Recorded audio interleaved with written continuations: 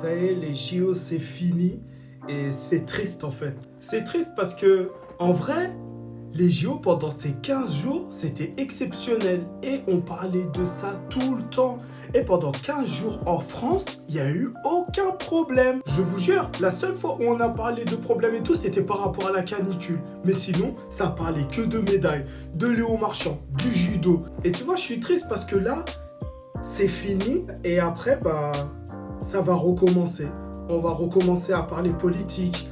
On va montrer les vrais problèmes qu'il y a en France, en fait. Parce que pendant 15 jours, c'était tout beau, tout rose. Hein. Ça a allumé des fontaines là où ça avait jamais été allumé pendant 10 ans. Ça offrait des bouteilles d'eau, tout, c'était tout dans le métro. Les QR codes, avant les JO, on en parlait en mode, ouais, ça va être mort et tout. C'est des restrictions, on va être dans la merde et tout. Mais c'était trop bien.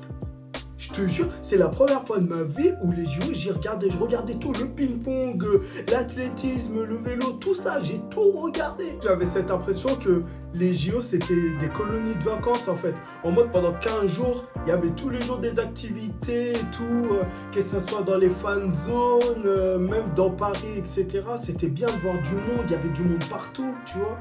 Et là, on va retourner à la vie réelle. Là, les touristes, bon, ils vont rester quelques jours histoire de profiter un peu. Mais après, ils vont partir, tu vois. Et nous, on va revenir à nos problèmes français.